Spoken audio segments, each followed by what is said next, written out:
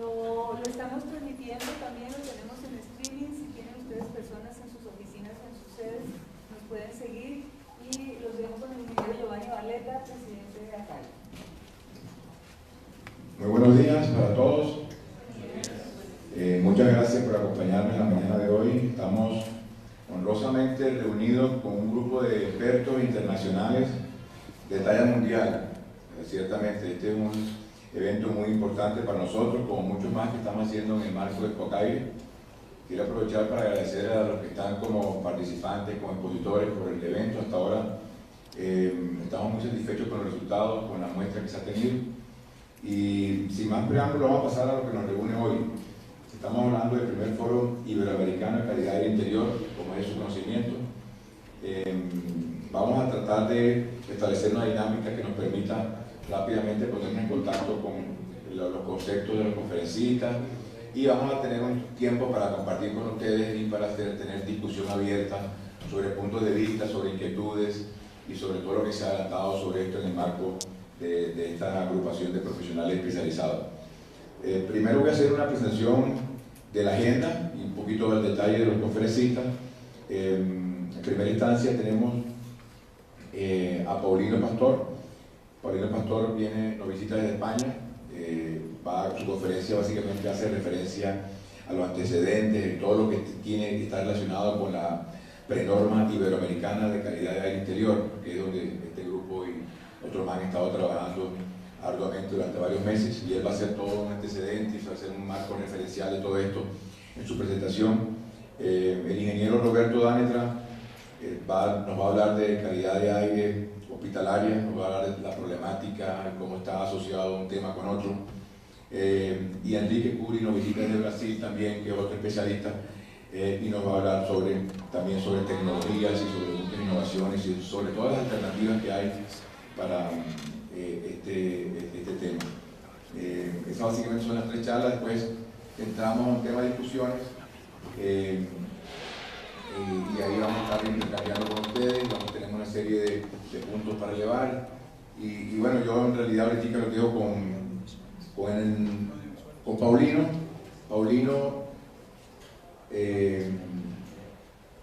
Paulino tiene mucha experiencia en esto, creo que casi toda la vida, ¿no? Paulino se ha dedicado al tema de 28 años dedicado al tema de calidad de aire. Es ingeniero químico, presidente de la FEDECAI, que es la federación que agrupa todas las asociaciones que tienen que ver con calidad del interior en España. Es el director de Ambisalud, que es como la entidad que regula todo el tema de calidad de aire y el tema de salud hospitalaria. Es el presidente también de la normativa de la ENOR, que es también el tema de regulación. Y ha estado muy vinculado con el tema de todo este tema de las normas que se han sacado a nivel de Europa, no solamente de España, y realmente es una autoridad en el tema. Entonces, Paulino, muchas gracias, ¿verdad?, por visitarnos. Vino, realmente les digo, señores, exclusivamente a este evento. Primera vez que está en Colombia, primera vez que está en Bogotá. Entonces, Paulino, muchas gracias, ¿verdad?, y contigo el auditorio. Muchísimas gracias. Muchísimas gracias a la organización por invitarme.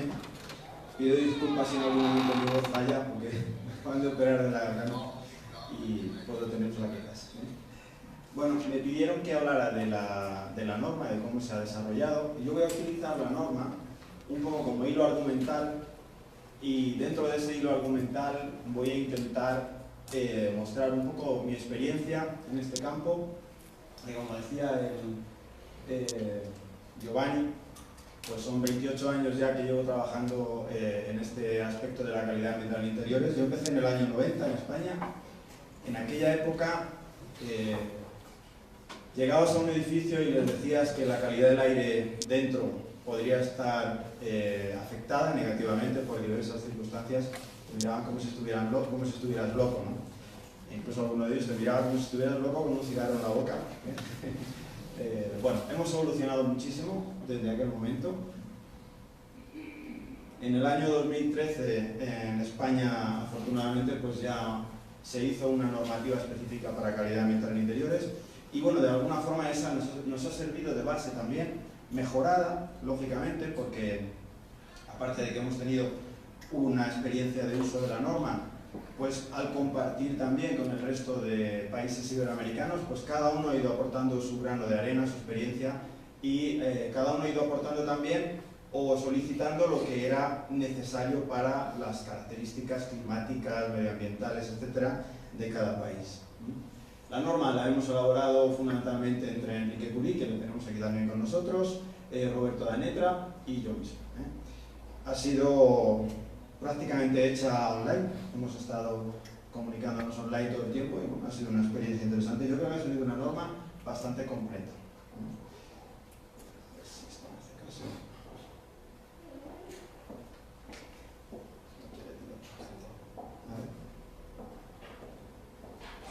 Muy bien.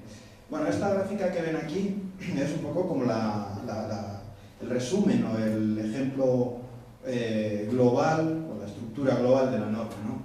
Al final, de lo que se trata es de tener un protocolo que nos diga cómo debemos actuar para conocer y determinar si la calidad del aire en un edificio o en una instalación determinada es satisfactoria o no.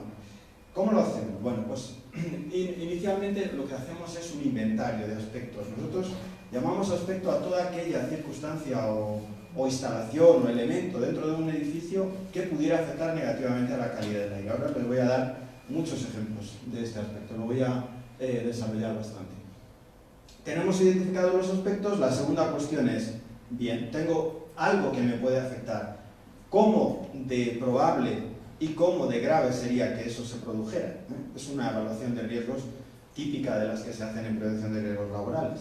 Esa sería la toma de decisión, si ese aspecto que puede ser relevante lo debo tener en consideración o no es tampoco tan importante. Finalmente, una vez que conozco todos esos aspectos, lo que hago es decidir, bueno, qué parámetros o qué mediciones, qué contaminantes son los que pueden derivar de estos aspectos que he identificado y medirlos, ¿de acuerdo? Esa sería la siguiente etapa. A ver si estamos aquí. Hacemos nuestra inspección, hacemos nuestras mediciones y eso nos dice, pues yo he medido dióxido de carbono y he obtenido un promedio de 1800 ppm, pues sabemos que ese edificio está mal ventilado, por ejemplo. Ahí tendríamos que responder, ¿es aceptable la calidad del aire? No. Luego tengo que implantar algún tipo de acción correctora. Si hablamos de CO2, por ejemplo, la corrección pues va a ser incrementar la ventilación. Si es un problema de partículas, tendremos que ver si nuestra filtración es satisfactoria, etcétera, etcétera. Que todo está correcto, pues ya simplemente lo que hacemos es establecer un plan de control periódico. En España normalmente lo que hacemos es anualmente varios inspectores van al edificio, hacen un chequeo general y determinan si aquello está en condiciones o si hay algo todavía que mejorar. Esta sería la lógica, y esta lógica es muy parecida a la lógica de los procedimientos de calidad, ¿no? El plan, do, check, act, este típico de los procedimientos de calidad de los sistemas de gestión. No, eso no se trataba de inventar tampoco la rueda, ¿no? Simplemente pues, tomar este tipo de tecnologías, o este tipo de prácticas que son comunes, ¿no? Mi dedo no... Ah, que es para otro lado. Estaba dando ese error. Muy bien.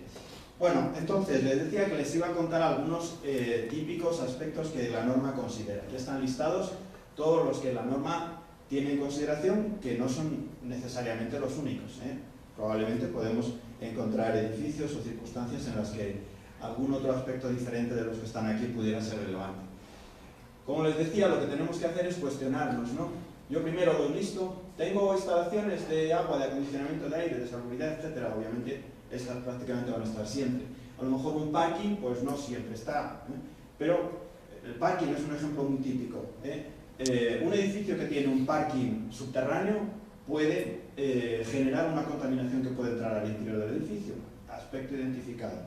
¿Cuáles son los parámetros que debo valorar con respecto a ese aspecto concreto? Pues tengo que ver si hay algún camino, si hay algún canal por el cual la contaminación puede entrar al edificio y si lo tengo controlado, si aquello lo tengo en depresión, si tengo buenos sistemas extractores, etcétera, etcétera. Luego abundaré sobre esto.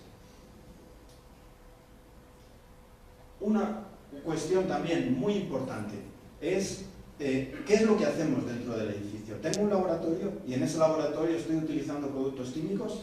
Tengo ese laboratorio en depresión con respecto a las áreas adyacentes, está todo perfectamente controlado. Tengo un almacenamiento importante de productos químicos, de productos de materiales de limpieza, etcétera, etcétera. En alguna ocasión hemos hecho un estudio en el que la gente se quejaba de olores extraños y al final era porque almacenaban todos los productos de limpieza mezclados en la misma sala de máquinas que actuaba como plenum, donde estaba el climatizador, la unidad manejadora. En cuanto haces alguna de estas actividades, lógicamente puedes estar teniendo problemas. Una zona de reprografía. Las zonas de reprografía generan mucho ozono y ese ozono pasa al ambiente y ese ozono irrita las vías respiratorias de las personas. Si tenemos una sala de reprografía importante, no tengo que permitir que el aire vaya afuera, el aire tiene que estar siempre entrando. Tengo que diseñar esa sala específicamente con una extracción dedicada que vaya al exterior. ¿De acuerdo? Esta sería la lógica en cuanto a este aspecto, que son usos, actividades y distribución del edificio. Olores de aseos, etcétera, etcétera, que eso ya sí que está bastante interiorizado, lógicamente. Otro aspecto también importantísimo, ¿de qué materiales está hecho mi edificio? ¿De qué material está hecha la cubierta? ¿De qué material están hechos? ¿Qué pinturas he puesto a las paredes? ¿Qué moquetas tengo? Etcétera, etcétera. Obviamente todo esto son enormes generadores de contaminación en mi edificio. Y ahora cada vez se está poniendo más en boga todas las certificaciones de LEED, de Green Building, etcétera, que ya te piden que pongas materiales certificados. Todo esto va en esta línea, lógicamente. Aquí les cuento un caso, es antiguo ya, del año 2003. Esto que ven aquí es la cubierta del edificio y ese agujero lo hicimos para coger unas muestras de la tela. Había una tela asfáltica, una tela impermeabilizante, que le habían puesto encima una capa de compresión, un mortero. ¿Qué habían hecho? Pues que habían dejado aislada, digamos, completamente la tela asfáltica. Con el calor, el tiempo, el deterioro, la tela asfáltica se había estropeado, había soltado un compuesto que se llama naftaleno, que había impregnado toda la estructura de la última planta del edificio hasta tal punto que la gente no podía entrar ahí. El olor era muy desagradable, dolor de cabeza al final de la mañana, etcétera, etcétera. Bueno, pues esto les costó 100, no está aquí la cifra, cerca de 100, no quiero decir una cifra que no es correcta, muchos millones de euros, varios millones de euros, corregir, porque tuvieron que demoler toda la planta sexta del edificio y reconstruir, porque todo el cemento, todo el hormigón, toda la estructura se había impregnado de naftaleno y era irrecuperable ya. Bueno, es un ejemplo curioso, pero que, repito, que tiene que ver con qué calidades de materiales ponemos y qué cosas extrañas hacemos, como ponerle una capa de compresión encima, que no era necesario, fue un error que cometieron ellos. Bueno, otras cosas más normales, falsos techos, ¿no? Hemos hecho algún estudio en el que la gente se quejaba de picor, suele salir el picor cuando hay fibra de vidrio en el ambiente en las partes en contacto de tela y piel, en el cuello, en las muñecas. Y la gente presentaba rojeces. ¿Por qué? Pues porque habían hecho una mala colocación de la fibra de vidrio, plenum, arrastre de fibras, distribución de fibras, filtros no existían para nada, con lo cual lo que estábamos haciendo era tener una concentración de fibras en el ambiente inadmisible, ¿no? Y muy desagradable para la ocupación. Cosas más típicas de derrames de agua que al final contaminan los falsos techos, nos generan hongos. Igual, si eso es un plenum, pues esos hongos los vamos a distribuir por todo el edificio. Este es un caso incluso todavía más grave, amianto. En el perfil de la estructura lo habían recubierto con amianto, como ven aquí. El amianto se ha usado muchísimo como elemento, en este caso, por ejemplo, se usaba como protección de toda la estructura para, en caso de incendio, ralentizar el colapso de la estructura. Sabéis que cuando el metal llega a cierta temperatura se convierte en un fluido y la estructura colapsa. Bueno, pues se le ponía el amianto para incrementar ese tiempo y dar tiempo a las personas a evacuar el edificio.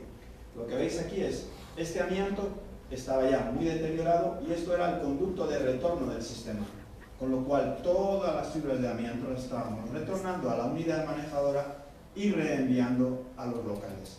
Cuando enseñamos este informe al usuario del edificio, que era una empresa norteamericana que tenía alquiladas las oficinas en Madrid, dijeron, en 15 días todo el mundo fuera del edificio. Era un riesgo inaceptable para ellos, ¿no? Bueno, pinturas con plomo, pues, típico también, aunque esto es más un problema a nivel doméstico por los niños que pueden tocar y morder, etc. Ya hemos comentado de las emisiones de compuestos volátiles de los productos, como pueden ser pinturas, como decía antes. Ahora cada vez más se está hablando de todos los materiales de baja emisión que tenemos que ir considerando. En Europa se hizo un proyecto de investigación que se llamaba HealthVent, como ventilación para la salud, que su objetivo era tratar de identificar, ellos lo llamaban el magic number, en el sentido de que era la cifra mínima de ventilación que se necesita en un edificio para eliminar los bioefluentes. Entonces ellos trabajaban con un edificio hipotético que emitiera cero por parte de materiales de decoración, etcétera, etcétera, ¿no? Entonces ellos han identificado que esa cifra es 4 litros por segundo por persona de aire. No lo sé en CFM, a lo mejor. Sí, pero bueno, son 4 litros segundo persona. La norma española pide 12,5 litros segundo persona. ¿Por qué? Pues porque metemos muchos materiales que contaminan. Entonces la lógica aquí es decir, qué absurdo que estemos ventilando con 12,5 litros segundo persona, especialmente cuando las condiciones exteriores no permiten un free cooling, que nos está costando dinero para quitar algo que hemos puesto, que es una moqueta o una pintura que está emitiendo una contaminación que, si lo pensásemos en el momento de diseño, no tendría por qué estar ahí y podríamos rebajar la tasa de ventilación sin afectar negativamente a la calidad del aire y ahorrando energía. Eso es ya rizar el rizo, ¿de acuerdo? Este tipo de lógicas es la que ahora estamos poco a poco trabajando cada vez más. En Francia, por ejemplo, esta etiqueta es obligatoria. Toda pintura, toda moqueta, todo material que vayamos a meter en un edificio tiene que tener esta etiqueta de emisiones en el aire interior. Y esta etiqueta lo que nos va a hacer es decirnos qué clasificación, es una clasificación que se hace en laboratorio. El laboratorio se lleva un trozo de moqueta, lo mete en una cámara y determina cuántos miligramos por hora está emitiendo ese producto. Los que emiten poco le van a dar una clasificación A+. Tú en Francia puedes hacer un edificio con clase C, pero se lo tienes que indicar a tu cliente, te lo tienes que indicar al propietario. El propietario tiene que saber lo que ha comprado. El arquitecto tiene que tener una herramienta de decisión. ¿Qué materiales voy a poner en este edificio? ¿Quiero un edificio A+ o quiero un edificio C? Puedes poner lo que quieras, pero que sepas que en un C vas a tener que meter más ventilación, vas a tener más riesgo, tu aire va a estar más contaminado. ¿De acuerdo? Esta es simplemente informativo. Probablemente es una etapa y probablemente en años sucesivos pues se empezará a convertir en obligatorio irnos a lo mejor prohibir, por ejemplo, C, B, cosas de este tipo, ¿no? Es previsible. Las moquetas, pues ya no solo por lo que emiten, sino también que luego requieren un cuidado. Las moquetas, nosotros hacemos mediciones de partículas. Si nosotros hacemos ahora mismo aquí mediciones de partículas, no tengo nada en contra de los fabricantes de moquetas. O en un edificio con un suelo más liso, con menos rugosidades, etcétera, pues las condiciones son muy diferentes y son mejores con superficies lisas que no almacenen este tipo de polvo, de suciedad que se puede almacenar. O tener unos buenos protocolos de limpieza, lógicamente, ¿no? Que también es muy agradable la moqueta.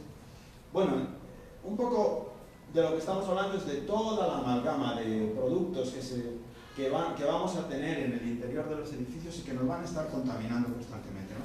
Tenemos que empezar a pensar en ello y empezar a tomar medidas desde la fase de diseño, mantenimiento, uso, también muy importante el uso, porque lo que os contaba antes de la persona con el cigarro, etc. Bueno, todo esto tenemos que ir progresivamente interiorizándolo y convirtiéndolo en práctica habitual en toda esa fase de vida útil de nuestras instalaciones y de nuestros edificios, ¿no? Falsos techos como pleno también. Hubo un momento, una época en la que los sistemas de climatización pues, se empezaron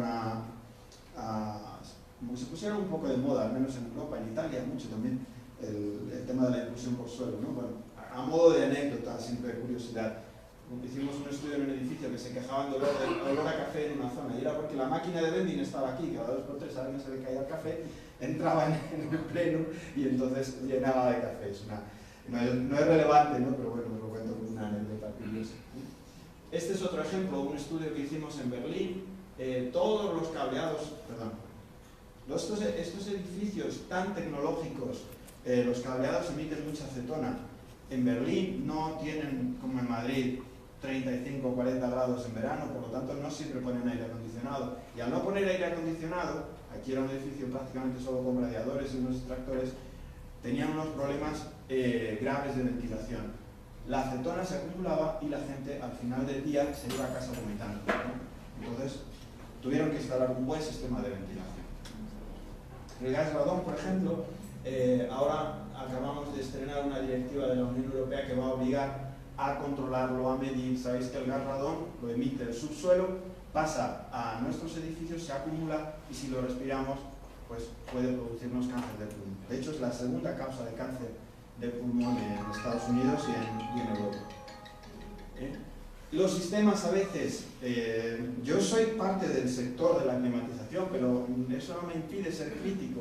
A veces no diseñamos bien las impulsiones, etcétera, y acabamos viendo todo esto que vemos aquí, ¿no? El aire tiene que salir sin que moleste. Los mantenedores no tenemos que ir o no tienen que ir a la vía rápida de le molesta porque pongo ahí un cartón. No tiene sentido. Tenemos que estudiar las causas, hacer un buen equilibrado de las instalaciones. Esto también es una que pongo como ejemplo de la ingeniería española. Bueno, es graciosa.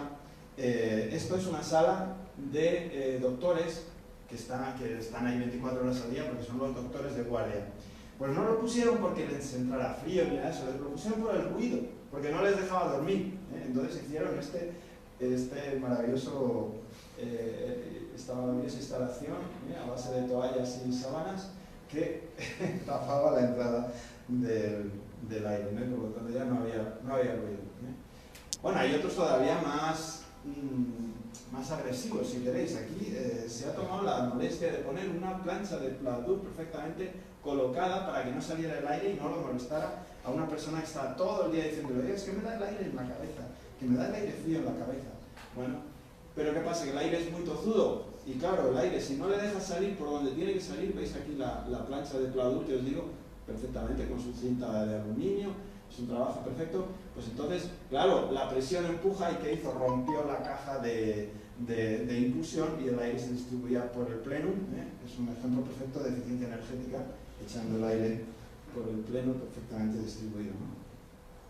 Aquí veis otro ejemplo de buenas prácticas de ingeniería, torre de refrigeración, hospital, habitaciones de infecciosos, de inmunodeprimidos. Abrimos la ventana para poner un poquito de aire fresco y toda la extracción o la descarga de la torre de refrigeración, que en un momento determinado estaba contaminada con bacterias de Legionella, pues le llega directamente a estas personas, ¿no? Es trágico, obviamente, cuando lo manifestamos, pues hubo lógicamente que quitar la torre de refrigeración de ahí, ¿no? Bueno, son ejemplos, olores de extractores, de cocinas, etc. Esta teóricamente, cuando lo vimos en los planos, tenía que llegar 8 metros más para allá, pero como en el proceso constructivo primero habían puesto esto, ya no podían, entonces se quedaron ahí. Esto es un problema de commissioning, que en España no se hace commissioning prácticamente, no sé si aquí lo harán, pero allí no se hace, y al final da lugar a este tipo de cosas, ¿no? De depósitos de combustibles, que es otro tipo de aspecto. Bueno, lo que les comentaba de los garajes, pues tenemos que tener unas buenas extracciones localizadas y evitar que haya canales de entrada de la contaminación. Este es un ejemplo en Estados Unidos que metía toda la contaminación del garaje a través de esta toma de aire exterior, que estaba en las plantas inferiores, y lo distribuía por el edificio, dando lugar a problemas de dolores de cabeza. Las plantas superiores, que estaban servidas por una climatizadora en la cubierta, no tenían ningún problema. Bueno, la norma, una vez identificados todos los aspectos, nos va a dar una idea de qué contaminantes tendremos que medir. Y los contaminantes, pues bueno, los más importantes están aquí, pues cuestiones del tipo confort térmico, dióxido de carbono para valorar la tasa de ventilación, partículas, bacterias y hongos, etc., ¿no?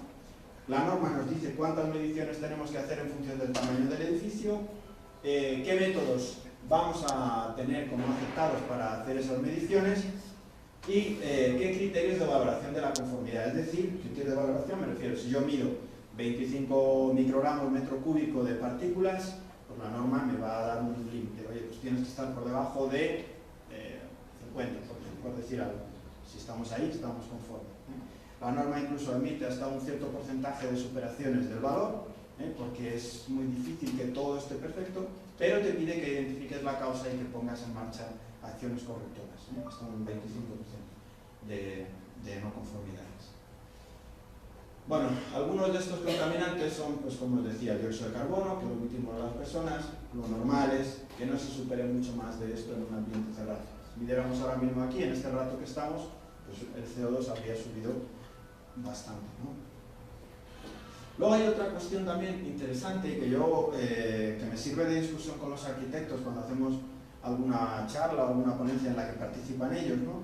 Sobre todo hablando de arquitectura sostenible. Ahora mismo la moda entre los arquitectos es la ventilación natural. Pero claro, la ventilación natural está muy bien, pero es que el aire está contaminado. Es que la ventilación natural, no sé si les suena esta imagen, esto es Bogotá. Es que la ventilación natural a veces es lo más antinatural que nos podemos imaginar. Tenemos que, yo creo desde el sector de la climatización, tenemos que reivindicar que la climatización bien entendida, bien hecha, con buenos sistemas de filtración, con buenas tasas de ventilación, bien cuidada, es un paliativo, puede ser un paliativo. Y digo paliativo porque no es una solución a largo plazo, no es para siempre, pero vamos a tardar muchos años en cambiar nuestro parque automovilístico y evitar esta contaminación. Por lo tanto, en ese espacio, en ese intervalo, la climatización bien hecha, bien diseñada, puede jugar un papel muy importante a la hora de proteger nuestros pulmones de toda esta contaminación que está en el exterior. Y también les digo una cosa, y en el futuro, cuando las ciudades tengan un aire más limpio, incluso el aire limpio de la calle no siempre va a estar totalmente limpio. Tenemos polen, tenemos hongos, no sé si aquí tienen algo parecido, pero en el sur de Europa tenemos una cosa que se llama incursiones del Sáhara, que son masas enormes de polvo del desierto que vienen y que se nos meten en nuestros sistemas, y luego lo detectamos dentro de los sistemas. Entonces, siempre tendremos que proteger nuestras edificaciones de la contaminación que viene del exterior. Eso es imposible de evitar. Bueno, la norma incluye una tabla que nos relaciona los aspectos que hemos estado viendo con los parámetros que tendríamos que medir. De hecho, que si yo tengo como aspecto significativo las instalaciones de aire, pues ya me está diciendo que voy a tener que medir el CO2, temperatura humedad relativa, partículas, etcétera, etcétera, ¿no? Es una tabla resumen, pero que yo creo que nos refleja de una forma muy sencilla qué es lo que tendré, a qué cosas, a qué parámetros tendré que dar más relevancia cuando hago una medición, después de haber hecho mi análisis de aspectos ambientales en interiores. La norma también hace una pequeña relación de los diferentes tipos de sistemas de climatización con el objeto de identificar cómo podemos valorar las condiciones higiénicas de estas instalaciones. En cada tipología, pues no es lo mismo un sistema del que nosotros llamamos todo aire, o un sistema aire-agua, o un sistema mixto, etc., ¿no? Entonces, cada uno de ellos tiene sus peculiaridades que se citan en la norma y nos dice cómo se ha de valorar, ¿no? La valoración es algo de este tipo que les muestro ahora. La valoración es una mezcla de inspección visual, es decir, yo miro, por ejemplo, la batería o la serpentina de una climatizadora, de una manejadora, y veo si aquello está limpio o sucio. La escala es una escala que usamos nosotros, no está en la norma. Pero bueno, una escala de nivel 1, limpia, y una escala...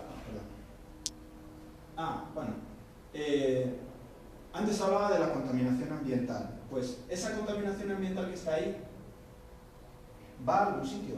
¿A qué sitio, por ejemplo? Pues fijaos, puede venir aquí. Puede venir a depositarse en las serpentinas, depositarse, como veremos luego, en los conductos, etc. Todo eso que está afuera, en algún momento puede llegar dentro y en algún momento nos va a contaminar.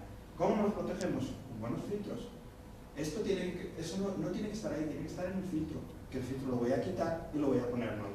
Nosotros ahora en Europa, cuando tenemos tenemos que poner filtros de mayor calidad cuando la contaminación del aire exterior es mayor. Tenemos 3 niveles de contaminación, calidad de aire 1, 2 y 3, y cuando llegamos al nivel 3, el filtro que tenemos que poner es de clase F9, que es una clase ya bastante elevada, de acuerdo a la norma, no sé qué cómo corresponde, no sé si algunos lo sabéis. El F9 según la 779, bueno, es igual, es un nivel bastante alto. Bueno, este sería el efecto de ausencia de filtros con contaminación que proviene del exterior. Lo mismo hacemos en los conductos tenemos unas determinaciones con unos cassettes que aspiran la contaminación en una superficie ya conocida. Aquí sería un nivel 1, hay un poquito de suciedad pero entra dentro de lo aceptable y esto sería ya inaceptable. ¿Veis cómo salen? Este es el cassette que hemos recogido con la contaminación, completamente negro. Se puede contaminar muchísimo el conducto y eso luego es muy difícil y muy costoso de eliminar. ¿De acuerdo? También hacemos muestreos de placas microbiológicas para ver si hay contaminación de hongos y bacterias, y si lo hay, pues tendremos que recomendar que se haga no solo una limpieza, no solo una retirada del polvo del interior de los conductos, sino también algún tipo de tratamiento de desinfección con algún producto adecuado. La norma también nos dice quién puede hacer estas inspecciones. De hecho, uno de los objetivos de fallar, en conjunción con ATCIF, FEDECAI de España, ACAI, es empezar poco a poco a hacer cursos de formación que acrediten profesionalmente a las personas como esta terminología que hemos dado, ¿no? Profesional superior de calidad de aire en interiores. Serán personas con capacitación para hacer estas inspecciones. Todo esto que les he contado muy brevemente, lógicamente son cursos de 25 horas en los que se entra a mucha más profundidad de todos estos aspectos. Y bueno, se trata de que haya esa titulación, de que haya ese documento que tú puedas exhibir de cara al usuario o al dueño de un edificio y decirle: mire, yo soy un experto acreditado en este campo, le puedo hacer una propuesta de inspección y de valoración de las condiciones ambientales en su edificio.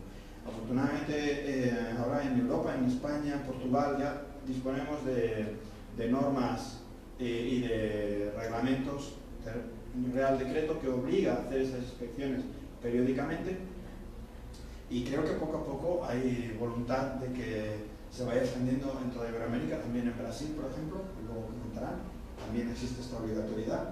Estoy seguro que en unos años pues, esto será obligatorio en todos los países iberoamericanos. Y es que es una salvaguarda para el sector. Cuando yo empecé en esto, recuerdo que en alguna charla que mostraba estas imágenes, alguien del sector pues, dijo: bueno, es que, pues vaya, parece que lo hacemos todo mal. Bueno, no es que todas las actividades requieren control y supervisión, incluso por el bien de sí mismas, para que todo lo que se haga con los mejores criterios, con los mejores requisitos. A veces hay competencia desleal que no hace lo que tiene que hacer, y si hay control, esa la vas a eliminar. Entonces yo creo que es una medida muy buena para todos. Como conclusión, que ya me han dado los carteles de fin, a veces pensamos que para rebajar los problemas de calidad ambiental tendremos que gastar en energía, que pondremos filtros mejores que van a hacer más pérdida de carga, y más dinero, más euros o más dólares o pesos al sistema. Bueno, yo creo que de lo que se trata es de buscar ese punto óptimo, ese punto en el que no haya problemas, en que la calidad ambiental sea satisfactoria y el consumo de energía esté controlado. No va a ser cero, o sea, asumamos que tenemos que gastar energía. Si yo voy a un edificio a hacer una auditoría energética, pues le digo: para el climatizador, y va a ahorrar muchísimo. Pero eso es un verdadero ahorro, pues no, obviamente, ¿no? Porque la gente no va a estar a gusto y no va a hacer lo que tiene que hacer de dentro. Una idea que todavía sigue en formato de idea, creo que también aquí en Portugal, en Colombia, creo que también ustedes tienen algo parecido a una etiqueta de eficiencia energética en la edificación, ¿verdad? RETIC, pues, en equipamiento. RETIC, sí. Pero es en el equipo. En los equipos. Vale, nosotros, en Europa tenemos una etiqueta para el edificio, para todo el edificio, que tiene en consideración la demanda, tiene en consideración el consumo, etc. Y con eso se hace una etiqueta. Bueno, nosotros tenemos en mente la idea de diseñar una herramienta de etiquetado ambiental de los edificios. Porque la lógica es, oye, si tú me das un edificio de eficiencia energética de clase A o de clase B, pero a cambio de eso me vas a dar una clase ambiental F o G, pues te puedes quedar con tu proyecto, no me interesa para nada. Dame una clase A o B de eficiencia energética, pero también dame una clase A o B de calidad ambiental interior. Si no, no me sirve el edificio. Son dos aspectos, dos caras de la misma moneda, que necesariamente tengo que consensuar y combinar. Esto es un poco hacia dónde estamos moviéndonos, ¿no? Bueno, aprovecho para hacer publicidad tenemos un congreso de calidad ambiental interiores en Madrid los días 22 y 23 de noviembre. Si alguno de ustedes está por allí, pues ya sabe que puede venir y profundizar. Mi compañero Roberto Danetra estará también con nosotros dándonos una ponencia. Y nada más, muchísimas gracias.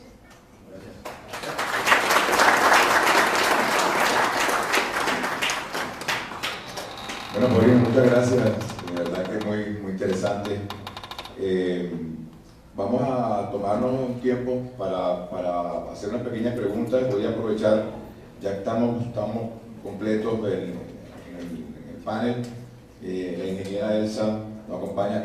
Recuerden que estamos hablando de un foro internacional de calidad interior y lo que pretendimos con esto es reunir profesionales de mucha talla, de mucha experiencia en consultoría y diseño y también reunir experiencia de otros países. Desde México nos acompaña la ingeniera Elsa Yáñez. Ella tiene 21 años de experiencia en la industria de controles de aire acondicionado y ustedes saben que de alguna forma los controles están de la mano con todo esto de la calidad de aire. Es ingeniera eléctrica y sistemas electrónicos en la Universidad de La Salle en México. Tiene una maestría en la Universidad de Arizona. Es representante de México ante el Fallar.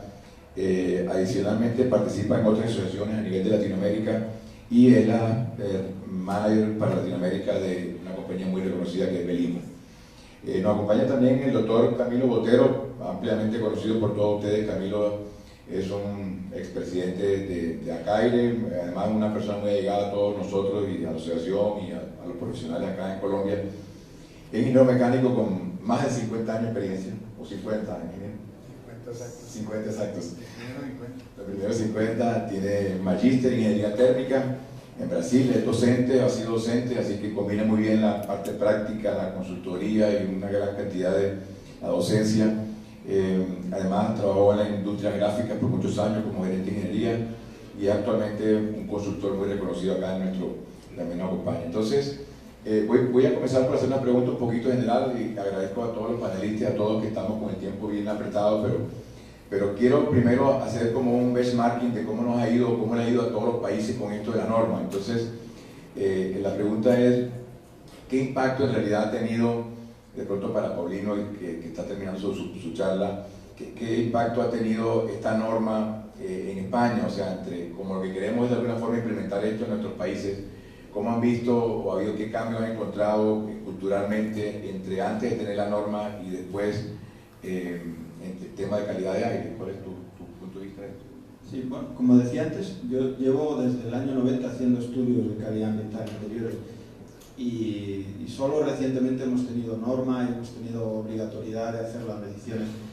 En los años anteriores lo que ocurría era que solo los edificios de más alto nivel, los edificios que albergaban a empresas como Telefónica, Endesa, grandes multinacionales, grandes compañías, se preocupaban por la calidad del aire interior. Son edificios que pueden albergar 3.000 personas, son mini ciudades, y ellos entendían muy claramente que el controlar la calidad del aire en interiores era muy positivo para su negocio y para el bienestar de sus trabajadores. A raíz de que hemos tenido la norma, de que hemos tenido la obligatoriedad, lo que estamos observando es digamos que de la punta de la pirámide empezamos a acceder a la parte intermedia de la pirámide. Todavía no hemos llegado a la base, pero ahora ya sí empezamos a ver que edificios de 3.000 metros, 5.000 metros cuadrados, etcétera, empiezan a preocuparse, que pequeñas clínicas empiezan a preocuparse. Entonces, yo entiendo que es un proceso natural también. Los que tienen más medios empiezan por preocuparse y poco a poco vamos bajando en la pirámide. Es un proceso lógico. Quizá debería haber sido más rápido, pero bueno, en eso estamos, ¿no? Y Y esto es lo que está ocurriendo. Yo entiendo que en unos años llegaremos incluso ya a la base y pequeñas instalaciones pues también se preocuparán cada vez más del tema. Bueno, muchas gracias, Molino. Vámonos para México. Primero, cuéntanos un poquito la importancia que le han dado a esto. Todo el mundo escucha de México como una ciudad muy contaminada y en los periódicos siempre hablamos de eso, y Paulino nos mostraba una foto de Bogotá. Creo que también en Medellín tenemos también una ciudad bastante con una contaminación muy alta. ¿Cómo se ha tomado esto? ¿Qué importancia han dado a la calidad del interior en los proyectos de investigación, especialmente en México? Muchas gracias.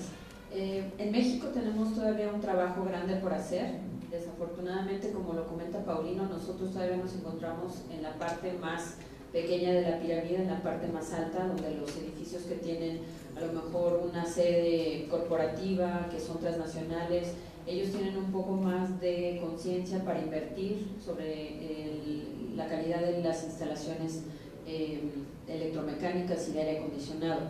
Y asimismo, la parte de gobierno también es un reto, porque necesitamos nosotros tener más incorporación de la parte privada, con hacer un poco de cabildeo con el gobierno, para que las normas que se están haciendo, que están un poco más del lado de las asociaciones sin fines de lucro, están realizando, y bueno, que se adopten primero que todo y después que se lleven a ser una norma oficial mexicana. Ese es un paso lógico, ¿no? Si la gente la adopta, la sigue, es de dominio público, posteriormente se puede volver una norma que es prácticamente una ley.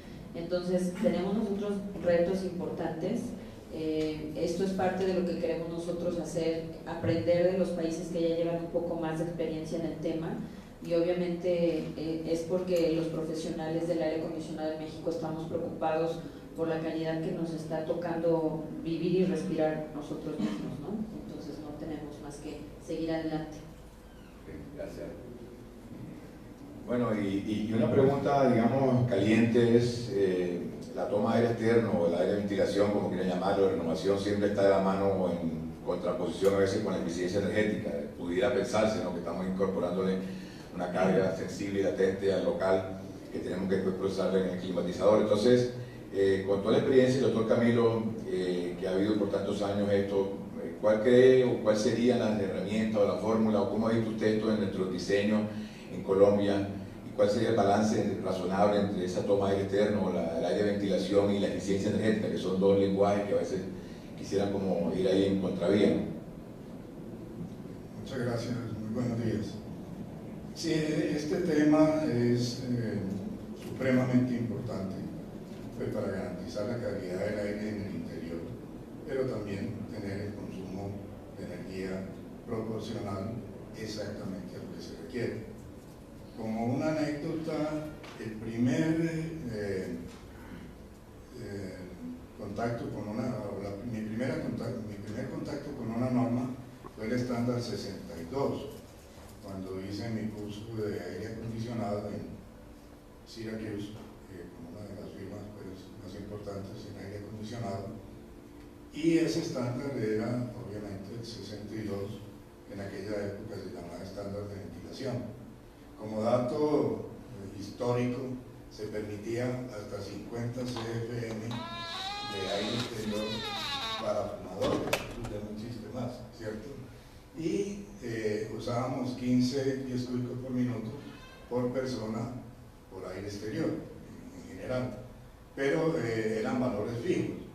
Luego el estándar 62 siguió evolucionando y se fueron disminuyendo esos valores, y hoy en día pues ya permite incluso que la cantidad de aire exterior sea proporcional al número de personas que hay, por ejemplo, en un auditorio.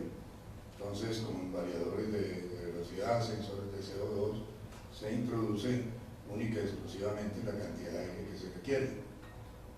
Obviamente, cuando uno hace el análisis psicométrico y tiene 100% de aire recirculado, digamos, en un cuarto de equipo eléctrico, transformadores y sistemas de stand-by, que normalmente no hay gente, pues uno puede recircular 100% el aire.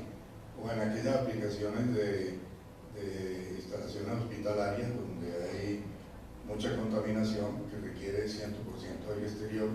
Entre esos dos puntos hay una diferencia en energía supremamente grande, porque normalmente, para el ejemplo que ponía del cuarto eléctrico, la carga es sensible prácticamente, muy poco de carga latente, en tanto que para el otro caso, en climas tropicales como donde yo vivo, que es Cali, o donde vive aquí mi colega Barranquilla, bastante húmedo, la carga de aire exterior es más latente que sensible, con todas las demás implicaciones que ello tiene. En el medio, pues hay una costumbre de poner aire exterior, inicialmente era los 15 CFM por persona, los 10 CFM por persona, o un porcentaje de total del suministro de aire, pongámosle un 10 o un 15, y cada una de esas decisiones pues tiene un impacto económico. Cuando uno lo pone en la carta ciclométrica y ve el impacto en la entalpía a la entrada versus la entalpía a la salida, pues en la medida que ponga mucho más aire exterior es muy alto. Por lo tanto, lo que tenemos que hacer hoy en día es tratar de tener la cantidad de aire exterior absolutamente necesario para la calidad del aire en el interior, ¿cierto? Hay otras condiciones en las cuales uno introduce aire exterior no solamente por la calidad del aire en el interior, sino por ejemplo para mantener unos diferenciales de presión. Normalmente cuando se requieren unos diferenciales de presión altos, 15, 30 pascales, la cantidad de aire exterior es mucho más alta que la que se requiere por calidad del aire en el interior. Y obviamente eso tiene un costo. Por lo tanto, en lo posible, además de mantener el mínimo de aire exterior, pues tenemos que tener también sistemas de recuperación de energía, tanto de calor sensible como calor latente. Bueno, muchas gracias. Yo le voy a dar paso ahora, primero le voy a hacer una pregunta y después le voy a dar su conferencia al ingeniero Roberto Danetra. Roberto Danetra es el presidente del capítulo de calidad del interior de ACAIRE, tiene maestría y tiene especialización en España. Además de eso, tiene más de 15 años de experiencia, Roberto, y se ha focalizado en el tema. Además, es coautor de esta norma, pues, como dijimos en la parte introductoria, he estado trabajando en equipo con Enrique, con Paulino en esta norma. Entonces, de todas maneras, antes de tu charla, que la charla de Roberto está focalizada en el tema de calidad de aire en hospitales, ¿cuál es tu punto de vista con la norma, ¿no? Ustedes que estuvieron trabajando en la norma, ¿cómo crees tú que va a ser el impacto en nuestros países? Tú que has visto un poquito el desarrollo de tu formación en España y has visto ahora cómo se ha y cuáles son las barreras para poder implementarlas acá en Colombia, ¿cuál es tu visión de ese impacto de esa norma en nuestro medio? Bueno, como sabemos, en Colombia no existe una reglamentación en temas de calidad de aire interior, pero gracias a CAIRE se ha venido realizando una serie de pasos. El primero de estos fue la elaboración de la prenorma de calidad de aire interior de Colombia. El segundo, la elaboración de la prenorma iberoamericana de calidad de aire interior. El tercero fue tener la oportunidad de ingresar la prenorma iberoamericana de calidad de aire interior dentro del RITE, del Reglamento de Instalaciones Térmicas en Edificación. 3 pasos absolutamente exitosos. El cuarto sería cuando entre en vigencia ya el RITE, que esperamos que sea dentro de muy poco, y sea de carácter obligatorio toda esta temática de calidad de aire interior. Seguramente cuando eso se dé, literalmente vendrán nuevos aires para todo el tema de CAI en Colombia, relativamente. Si quieres, Roberto, continúa con tu que has conseguido la conclusión de... Bueno, por eso quería darle la palabra a Roberto para empalmar de una vez con su presentación, que básicamente tiene que ver con calidad de aire en instalaciones hospitalarias. Mientras se va montando la presentación, aprovecho para comentarles que ya sobre esto se ha adelantado mucho. Ya desde acá hemos estado haciendo con conferencistas internacionales, ya hemos hecho 3 o 4 seminarios de climatización de ambiente hospitalario. Yo creo que esto está tomando, Roberto también fue panelista y fue conferencista en en la conferencia de arquitectura e ingeniería hospitalaria. Entonces, cada vez más también nuestros compañeros del capítulo de CAIRE, Ernesto y todo, vemos muy buena acogida sobre el tema de calidad de aire y máximo ahora en el tema que tiene que ver con salud. Entonces, este es el tema que Roberto nos va a presentar hoy.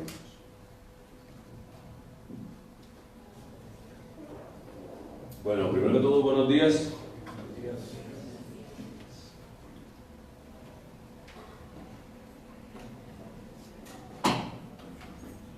Ahora, mientras arreglan el problemita técnico, el comentario que hacía Elsa respecto que hay que aprovechar la experiencia de los países que están bien avanzados.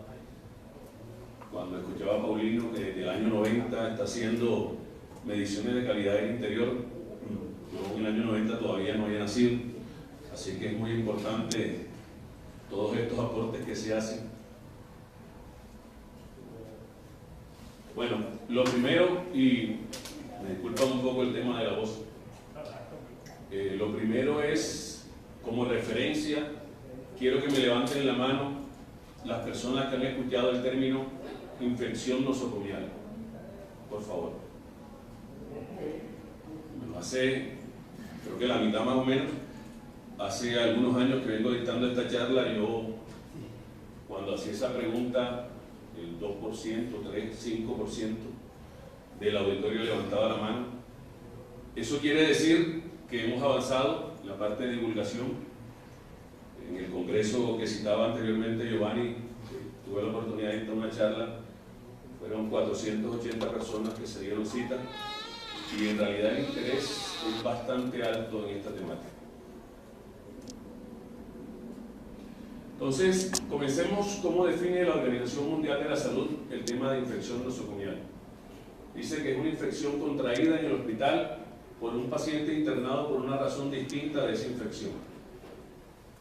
Siempre me ha gustado no basarme tanto en estas definiciones teóricas, sino unas muy prácticas, o colocar unos ejemplos. El ejemplo en este caso sería, estamos realizando una actividad física, jugando tenis, sufrimos un E15 de tobillo, vamos a una clínica o hospital y adquirimos una tuberculosis.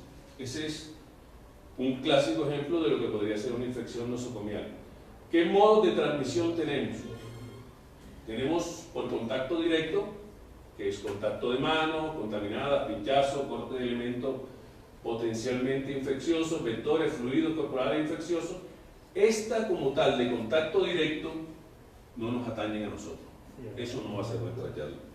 Las de nosotros son por vía aerotransportada y se dan de acuerdo a estornudos, tos, hablar con una persona infectada, material de construcción, polvos, partículas externas, pulverización de agua contaminada, partículas de piel del cuerpo humano, toxinas liberadas por hongos, etc.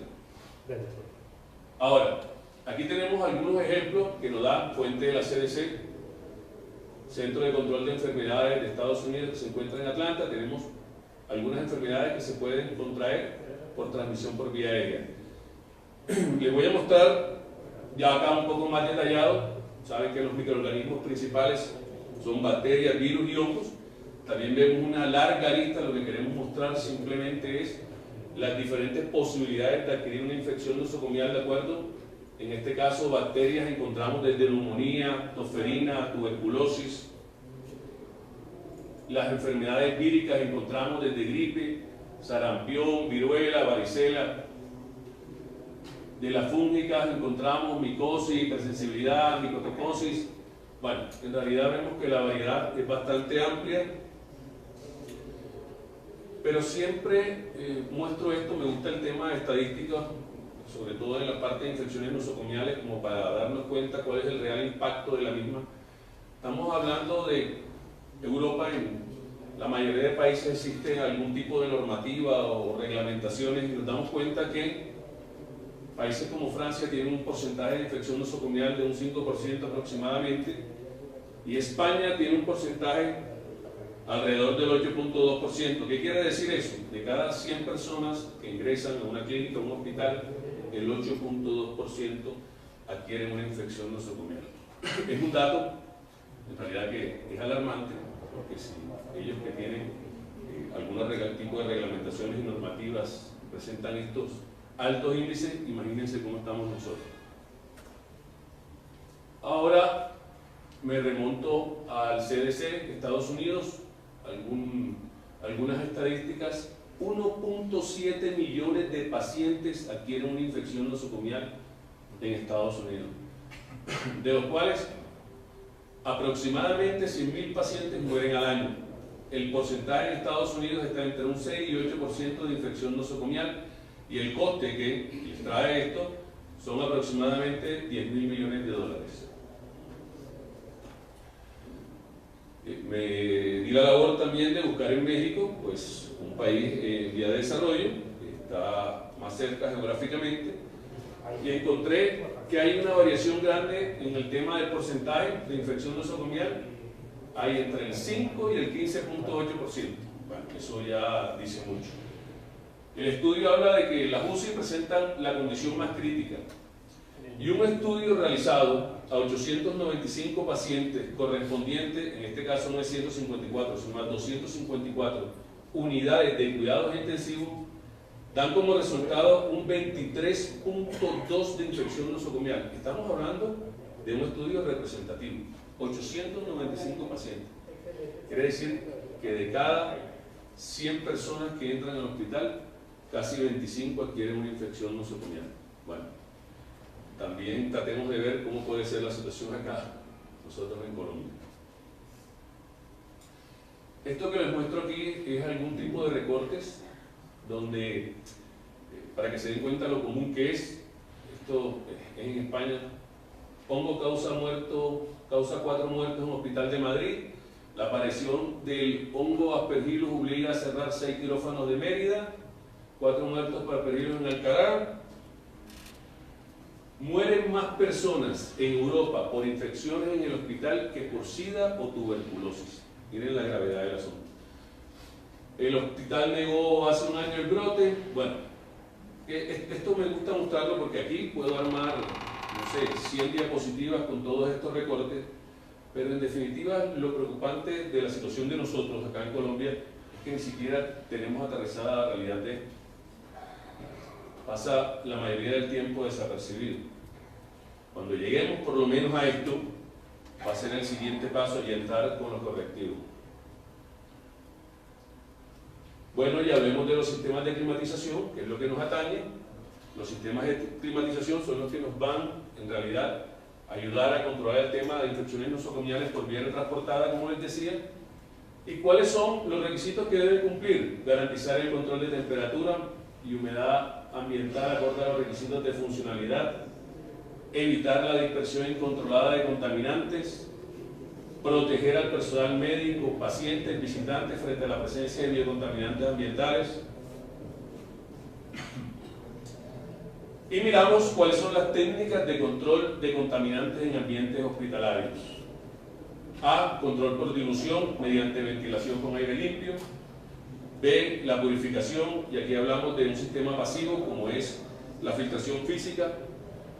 Y sistema de eliminación activa con lámparas UV, que también conocemos. Aquí hay un detalle que no se debe considerar sino como sustitutivo la lámpara UV, y lo vamos a ver más adelante cuando vemos el tema de material particulado. Ahora, en el proceso de diseño, lo primero es identificar el tipo de área. Lo segundo, el nivel de riesgo de esa área como tal. Lo tercero, los valores de parámetros de diseño, y todo esto nos lleva a la selección del tipo de sistema. En el tipo de área, la característica número 1 que tienen los hospitales o clínicas es que coexisten multitud de actividades. Tenemos desde un quirófano, que es un área crítica, una UCI, que es un área crítica, áreas administrativas, tenemos también urgencias, pasillos, etc. La climatización debe ser tratada de manera diferenciada. Cada zona, cada recinto tiene condiciones especiales. Y un ejemplo claro es: no podemos tener en un área de quemados temperaturas de confort, ni humedades de confort. Seguramente ahí los requisitos son altas humedades y temperaturas más elevadas que las de confort. El factor crítico de la operación es 24 horas todo el año. es importante esto porque cuando se diseña, y es un error que yo noto muchísimo, no se tiene en cuenta la confiabilidad del servicio. Es muy común ver una manejadora, que entre otras cosas es uno solo de los apartes, una manejadora para 3, 4 quirófanos. Independiente de que hay contaminación cruzada y todas las posibilidades negativas que podemos tener, pues también la confiabilidad del servicio se viene a menos. Entonces es importante tener en consideración eso. El nivel de riesgo es simplemente cada sala tiene un nivel de riesgo. No es el mismo riesgo. Las infecciones nosocomiales se presentan con unos porcentajes en quirófano, en UCI, más elevados que en otras áreas. Entonces, esa clasificación del nivel de riesgo es importante a la hora de realizar nosotros nuestro diseño. Y esto, los valores de parámetros de diseño, son los parámetros ambientales que se deben considerar, y vamos a tocar algunos en detalle. Es el confort térmico, partículas de suspensión, clasificación de la calidad del aire de la zona, control de ruido, presión diferencial, sentido del flujo del aire, patrón del flujo del aire, tiempo de recuperación de la sala y presencia de biocontaminantes. Ya lo que hablábamos ahorita, los contaminantes pueden ser hongos, bacterias, virus. Cuando hablamos de la parte de confort térmico, y para ir un poco rápido aquí, lo que tenemos que tener en cuenta es que no solamente se requieren valores de temperatura y humedad para conservar el confort como tal dentro del equipo médico o pacientes. Si nos damos cuenta, en este gráfico de Sterling, la humedad tiene un papel extremadamente importante en la pervivencia de los microorganismos. Si lo vemos, virus, bacterias de hongo, no perviven en la zona de 40 a 65 a 60%. Entonces, no solamente es controlar la temperatura y la humedad en esas áreas críticas por el tema confort, sino por el tema de pervivencia de microorganismos. El tema de partículas en suspensión. Los microorganismos, y este es un detalle que siempre hay que dar claridad con él, los microorganismos no vuelan. Los microorganismos utilizan el material particulado, las partículas en suspensión como vehículo. ¿Qué sucede? A mayor material particulado o concentración de estos en una sala, mayor porcentaje vamos a tener de infección nosocomial.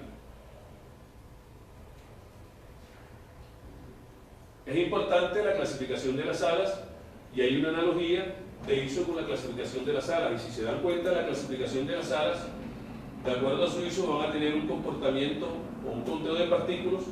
Normalmente lo que se tiene en consideración son las de 0.5 micras y 5 micras para definir como tal la ISO en la sala. Hombre, si es un quirófano, eso va acompañado también de las renovaciones de aire, cambios hora, niveles de filtración para definir como tal la sala. El tema del control del ruido. El tema del control del ruido, pues, es hasta lógico. Simplemente sabemos, hay muchos estudios que nos hablan cuando hay niveles de ruido superiores a los que se establecen como norma, se consiguen niveles de desconcentración hasta de un 30%. Imagínense ustedes un cirujano haciendo una operación crítica con un 30% menos de concentración. Entonces es importante, el cúmulo de todas estas variables dan lo que es un buen diseño integral. El tema de la presión diferencial es muy importante. Nosotros, y lo vamos a ver rapidito acá, que no contamos con mucho tiempo, nosotros lo primero que tenemos que garantizar, una de las cuestiones básicas, fundamentales que tenemos que garantizar en un quirófano, inicialmente, es que no ingresen contaminantes del exterior. Y la manera idónea para nosotros poder realizar esto es conservando un diferencial de presión, y de acuerdo al área van a haber unos diferenciales de presión preestablecidos. Entonces es muy importante el no ingreso de contaminantes, así como habrán otras zonas, no sé, en zonas de aislado, pero infecciosos, donde nosotros lo que no queremos es que ese infeccioso termine contaminando al resto de la clínica. Entonces mantener esos niveles de presión recomendados es fundamental. Y el sentido del flujo del aire no es más, sino que muchas veces, como vieron anteriormente, se realiza esta medición del diferencial de presión a través de las puertas, la parte inferior, porque es lo más cómodo, pero en la realidad sucede algo. Por la estratificación del aire, aquí no puede dar diferencial de presión, pero por la estratificación del aire, por la parte superior puede estar ingresando. Entonces sí es bueno también verificar el tema del sentido del flujo del aire. Este es un típico ejemplo cuando estamos hablando de sobrepresión, y si nos metemos a aislados, básicamente, o a modo general, hay dos aislados: los que son inmunocomprometidos y los que son los infecciosos. Los inmunocomprometidos deben estar en presión positiva, y es importante garantizar esta condición, como vemos en la gráfica. También es importante que haya en estas zonas un monitoreo continuo del diferencial de presión. Y en la sala de infecciosos, lo que tenemos que garantizar es que se encuentre en presión negativa, para que esta persona que está aquí no termine contaminando el resto de la clínica, o por lo menos áreas críticas o anexas que tenga. Bueno, los patrones de flujo de aire pueden emplearse para controlar la generación de partículas contaminantes. Hay dos tipos de patrones de flujo: el unidireccional y el flujo mezcla. Cuando el unidireccional es lo que normalmente llaman laminar, pero sabemos lo difícil que es conseguir el laminar. De hecho, el unidireccional también es algo complicado conseguirlo, pero el laminar sí dista mucho. El patrón de flujo no condiciona el nivel de la limpieza de la sala. Yo aquí les quiero mostrar un típico techo unidireccional. Todo lo que ustedes ven acá arriba es filtración EPA.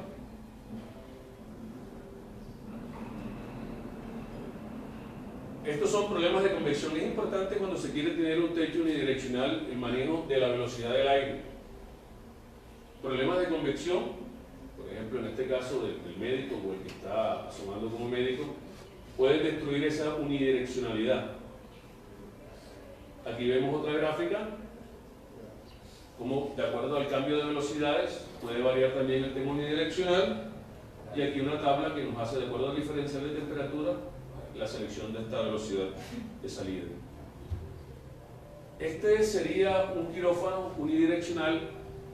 Dice que el diferencial entre el núcleo del proceso, es esta, toda la zona de operación, y los alrededores es mínimo, pero produce una barrera debido al barrido del aire. Lo que quiere ese techo unidireccional es armar simplemente un efecto pistón, que haya un barrido continuo, parejo sobre esa zona, y esa zona puede ser 2.8 por 2.8, 3.2 por 3.2, 3 por 3, de acuerdo a las diferentes normativas que se encuentran. Nosotros, por ejemplo, estamos planteando la posibilidad, la colombiana, de un techo de 2.8 por 2.8. El tema de las velocidades, como lo vemos acá, y el tema de los diferenciales de presión, en este caso sería aproximadamente 10 pascales. Esto también hay que tomar. Estos son referencias, teniendo en consideración que de acuerdo a la parte arquitectónica podemos estar manejando en cascadas estas presiones y pueden variar un poco más estas como tal. Y este es un flujo de aire multidireccional o mezcla que controla la contaminación del quirófano cuando los requisitos de limpieza son menores, y se da mediante el control de diferencial puro. Y es importante la ubicación del suministro de extracción. Acá, en esta gráfica con el techo unidireccional, es muy importante que tengamos la extracción a nivel de suelo en las 4 esquinas y a nivel superior. A nivel superior, la relación podría ser un 70-30 o un 80-20. Pero miren que estas a nivel inferior nos ayudan claramente a realizar el efecto pistón. Y las superiores, por si acaso, el tema de gases anestésicos, de compuestos orgánicos volátiles, o de algún tipo de compuestos que dejan los elementos de limpieza, los líquidos de limpieza.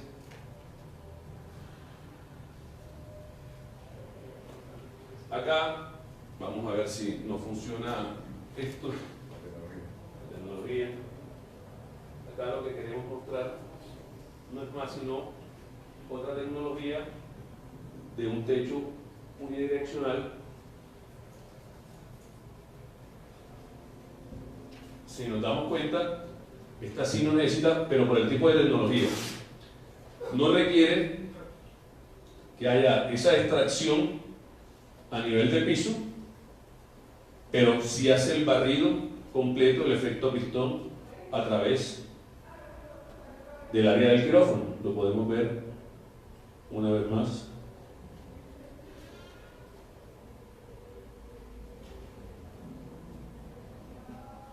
Y por último, y creo que voy de tiempo, ¿me queda el minutico? Okay. Y por último, les quiero mostrar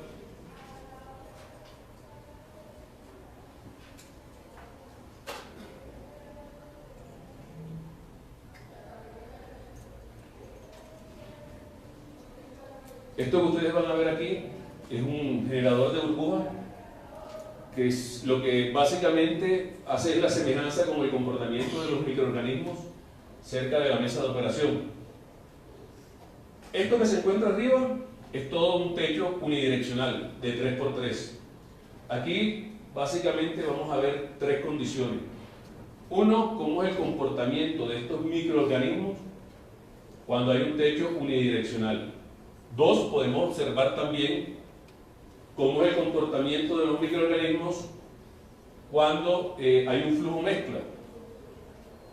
Y por último también vamos a ver cómo estas lámparas, la ubicación de las lámparas, terminan rompiendo ese factor unidireccional y afectando como tal el comportamiento de los microorganismos. Vamos a ver si hay que ponerlo eso.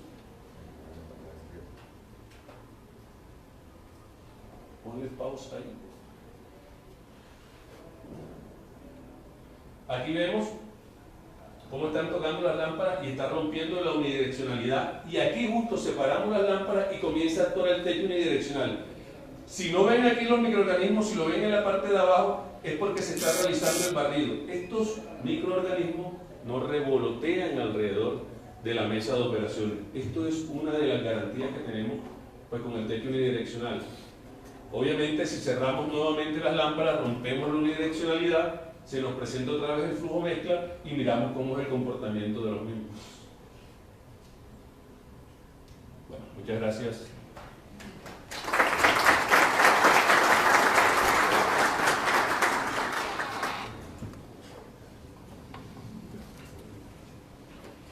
Bueno, muchas gracias. Bien interesante, Roberto, de verdad. Yo creo que nos ilustra de qué tan lejos estamos de toda esta tecnología y a veces nos preocupa, ¿no? Ojalá no tengamos que estar en los quirófanos, pero los que hemos estado sabemos que, y estamos en aire acondicionado, lo primero que vemos es para arriba, para cómo están las rejillas y los filtros, antes que nos caiga la anestesia. Yo de verdad voy a darle paso a Enrique Curi, nos visita de Brasil. Voy a aprovechar, le voy a hacer una pregunta y después dejo el micrófono para que presente su charla. Enrique tiene mucha trayectoria también en el tema de calidad del interior. Nos visita de Brasil, como ya dije inicialmente, y es un especialista y es una autoridad también en Brasil. Él es administrador de empresa y es consejero de Abrava, que es la asociación que agremia todo el sector del aire acondicionado, que es enormemente grande. Además es presidente del Departamento Nacional de Calidad del Interior en Brasil. Es el director de Cocuel, que es una compañía especializada en tecnología de calidad del interior. Además es el presidente del capítulo de calidad del interior de Green Building. Y además muchísimas cosas más. Nos ha acompañado en muchos encuentros. Nos encontramos también de Fallar, también trabajando en esta norma. Y en realidad es un especialista. Yo quería, Enrique, después que hagas tu charla, primero hacerte una pregunta para darte el micrófono un poquito por fuera de tu charla. ¿Cómo has visto tú, digamos, la implementación de esta norma? ¿Cómo ha sido la experiencia en Brasil? Digamos, ya le hemos preguntado un poquito, hemos hablado de España, hemos hablado de Colombia, Roberto, de México. Antes y después, ¿cuál ha sido el cambio, digamos, en la cultura del diseño, del consumidor, de las especificaciones? ¿Cómo ha sido la experiencia antes y después de tener esta normatividad, tú que estás como presidente de esta área? Bueno, gracias. Buenos días. Os pido disculpas por mi portuñol. En Brasil fue un poco diferente la historia. Empezamos en el año 1998. Tuvimos la muerte de un ministro de las comunicaciones por una bacteria de aire acondicionado. Y con eso ya se hablaba de una posible norma, y eso viró entonces a través del Ministerio de la Salud una portaría 3523 que después con el tiempo tiene fuerza de ley. Esto fue un camino un poco diferente de España y de México que escuché de mis colegas, pues se fue obligatorio, mandatorio hacer mantenimiento en los sistemas de aire acondicionado. Y esto viene evolucionando con los años y este año nuestro presidente firmó una ley validando la portaría 3523 que después fue para la vigilancia sanitaria que hizo la resolución 09, que estipula un plano de mantenimiento en los sistemas de aire acondicionado y mediciones microbiológicas físicas de partículas también y CO2 a cada 6 meses, o sea, es una periodicidad mandatoria en Brasil. Lógico que no son todos los que hacen, pero hay fuerza de ley, sí. Y esto, lo más importante creo es que ha traído para la sociedad una conciencia, que es lo que tenemos que hacer en otros países también, o sea, crear la conciencia de las personas de la necesidad y de la importancia de este tipo de cosas. En Brasil, infelizmente, fue con la muerte del ministro que hizo empezar todo el proceso. Bueno.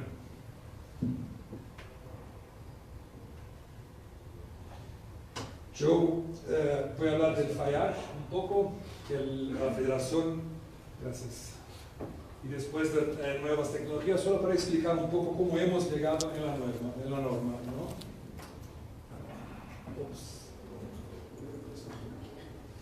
Bueno, el FAIAR es la Federación Iberoamericana de Asociaciones de Aire Acondicionado, que es una federación de las asociaciones de cada país. Entonces, la CAIRE de Colombia, ATECIR de España, ABRAVA de Brasil, estos son los países iberoamericanos, son países que hablan español o portugués, ¿no? Esos son todos los países que están en el FAIAR. Hay 5 grupos de trabajo en esta federación: capacitación, normatización, cadena de frío, comunicación y estrategia, y la nuestra, que es la calidad de aire interior, es la número 5. Sobre la norma, como habló Paulino, hemos hecho en 3 partes, en 3 manos, ¿no? O sea, 6 manos: España, Brasil y Colombia, a través de nuestras asociaciones, ATECIR en España, ABRAVA en Brasil y ACAIRE. Y los revisores de la norma fueron México, Portugal, Paraguay, República Dominicana y Chile. O sea, nosotros dibujamos la norma y después hubo la revisión por estos países. Los objetivos de la norma eran justamente elaborar una directriz iberoamericana de calidad de aire interior con base en las normas existentes para usar en países donde no se existían. Y a través de compilación de normas actuales, elaborar una norma de consenso, con esto que explicó Paulino, con valores de referencia, método de ensayo e inspección, y establecer un programa de formación para estos países, profesionales para estos países iberoamericanos. Fueron 12 meses de trabajo, reuniones mensuales por teleconferencia, presenciales en São Paulo, en Chicago, en la ASHRAE, o sea, en la Feria de São Paulo, en la Feria de Chicago, y ahora nos reunimos acá, después en Atlanta y en Santiago para el CIAR. O sea, es un proceso que se desarrolla, no ha terminado, o sea, tenemos mucho que hacer todavía, ¿no? Pero las normas que fueron utilizadas en España, la UNE, 171-330, la parte 1, de diagnóstico de calidad de aire interior, procedimientos de inspección, y la parte 3, sistema de gestión de calidad de aire interior. También fue utilizada la UNE 1012, que es la norma de higienización del sistema de climatización. De Brasil utilizamos la NBR 16401, que es una norma técnica ya hace 10 años en Brasil, y ahora la parte 3 de calidad de aire interior está en pleno proceso de revisión, pero la utilizamos. Y la portaría 3523 del Ministerio de la Salud, donde todo se empezó en el año 98, que ahora celebramos 20 años de la existencia de esta norma en Brasil, y todavía con resultados positivos. Como comenté, la portaría 3523 generó la RE09 de la vigilancia sanitaria. Y de Colombia utilizamos la prenorma colombiana de calidad de aire interior, las referencias colombianas. Los resultados que tuvimos: una norma amplia, siempre atendiendo los padrones más restrictivos, esto es importante. La legislación local siempre prevalecerá sobre la norma iberoamericana en los países que tienen fiscalización, que es el caso de Brasil, por ejemplo. O sea, entonces, si la norma brasileña es más restrictiva, utilizaremos la brasileña. Atención justamente a diferencias climáticas importantes, ¿no? Pues estamos hablando ahí de diversos países y áreas, regiones geográficas, y los principales puntos fueron filtraje, renovación y tratamiento del aire. Entonces, este fue un resumen de la norma que hicimos para entrar justamente en el tema principal de esta ponencia, que son las nuevas tecnologías. Las nuevas tecnologías ya son aceptadas por la ASHRAE 62.1 y la brasileña la 16401. Se aceptan nuevas tecnologías desde que comprobadamente eficientes y seguras. Es un punto muy importante, ¿no? Posibilidad de disminución de captación de aire externo si el aire es tratado y monitoreado adecuadamente. Y las tecnologías para el sistema, como la serpentina, pueden sustituir los productos químicos y la limpieza manual. La primera tecnología que voy a comentar con ustedes es la luz ultravioleta, la luz UV para serpentina, que que habló Roberto para hospitales, pero la luz UV es muy eficiente en los sistemas de climatización como una tecnología fija para justamente sacar el biofilme de la serpentina, el material contaminado que está ubicado en el sistema de climatización, ¿no? Pero es como hacemos una analogía con una vela, que la luz ultravioleta, la luz UV, solo funciona cuando está a mínimo 3 segundos en contacto con un microorganismo. Si no, la eficiencia no es eficiente. Por eso que es recomendable utilizar la luz ultravioleta solamente para sistemas de climatización y no para el aire en movimiento. Como poner, por ejemplo, en un conducto pensando que va a esterilizar o descontaminar microorganismos. Esto no pasa, justamente por la vela. Si ponemos la mano así, el microorganismo puede no estar directamente en el contacto. Mínimo de exposición, que son 3 segundos. La eficiencia depende de la distancia, de la intensidad y del tiempo de exposición, ¿no? Me gusta mucho este dibujo, que es una lámpara. Si está, por ejemplo, en un conducto, la bacteria o el microorganismo puede pasar muy lejos o muy rápido, ¿cierto? Entonces, siempre recomendable de la luz ultravioleta es utilizar en el sistema de climatización. Las ventajas: descontaminación de la serpentina, eliminando el biofilme y mejora de la calidad de aire interior, no solo del sistema, pero en general, pues parte de ese biofilme que se desprende y puede ir por el aire no va a existir. Elimina la necesidad de limpieza de la serpentina, y si la luz ultravioleta está con la frecuencia correcta, puede justamente eliminar esta limpieza. Mantención de la carga efectiva del sistema original. No hay pérdida de carga, o sea, si en el proyecto se promete poner una cierta carga con la luz UV, se está contaminado sin la luz UV, por ejemplo, esto puede perder carga y consecuentemente perder eficiencia energética. Con la luz UV, la luz ultravioleta, se mantiene la carga que fue proyectada para el sistema. Estudios de payback dicen que se puede pagar la inversión entre 12 y 18 meses, justamente por la eficiencia energética generada por el sistema.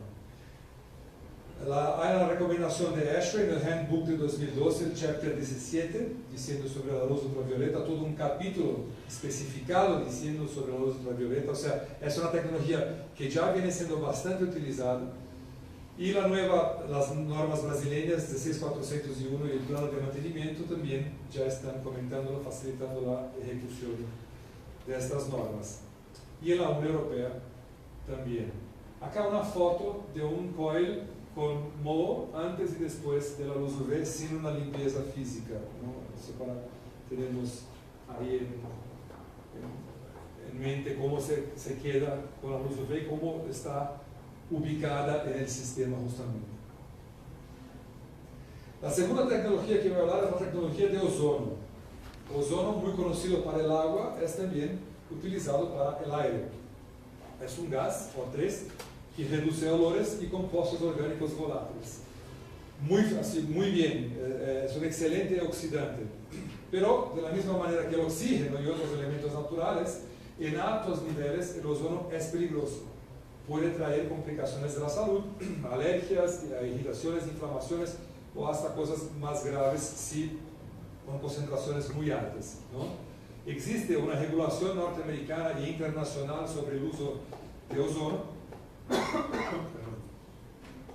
El EPA, Environmental Protection Association, entre 0.1 y 0.9 ppm máximo de utilización de partículas por millón, ¿no? O sea, el FDA abajo de 0.1 y la Organización Mundial de Salud recomienda niveles alrededor del 0.5. Como no hay un consenso y como sabemos que el ozono es nocivo, la recomendación es utilizar el ozono solamente en ambientes desocupados.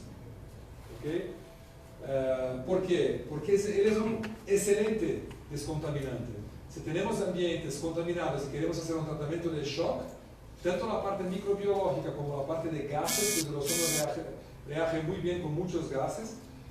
Para bajar esos niveles en un tratamiento de shock, se puede utilizar equipos de ozono en ambientes desocupados. Repito, no es recomendable la utilización de ningún ozonizador en ambientes con personas. Este es un equipo, como ejemplo, un equipo de ozono. Se puede utilizar antes de la ocupación de un edificio por todos los gases generados por ejemplo, por el sector, las moquetas que emiten gases, la pintura y todo eso. Se puede eliminar estos gases cuando está lista una construcción con un equipo como esto. O justamente pues, cuando se mira con contaminaciones en sitios, se puede utilizar ozono para disminuir. Y también es muy bueno para olores. El ozono está siendo utilizado para disminución de olores interno y externo. Externo como en restaurantes que tienen ducto de exhaustión con problemas, se puede trabajar soluciones poniendo ozono en el ducto inseriendo ozono en el ducto de exhaustión justamente para se mezclar el aire antes que salga a la calle. ¿Okay? Entonces el ozono es una tecnología que puede ser bastante utilizada para estos fines también. Pero para el ambiente interno, como digo, siempre desocupados. La segunda tecnología es ionización contemporánea que decimos, que funciona con aparatos que van a producir iones negativos. La función de la ionización es bajar la parte física, el particulado. Diferente del ozono, que trata la parte microbiológica y la parte de gases, la ionización es para la parte de partículas. ¿Cómo funciona? Son agujas que producen iones negativos. Pues las partículas están siempre cargadas con iones positivos. Entonces, por la física hay una atracción, ellas se quedan pesadas y caen al suelo. La importancia de las partículas, como comentó Roberto, es que los microorganismos no vuelan solos, no tienen peso para volar solos. Entonces, siempre están atrapados a una partícula. Por eso que muchas veces en ambientes muy poluidos se puede utilizar ionización para estos fines, ¿no? ¿Por qué estamos preocupados por las partículas? ¿No? Acá es un chart bastante interesante.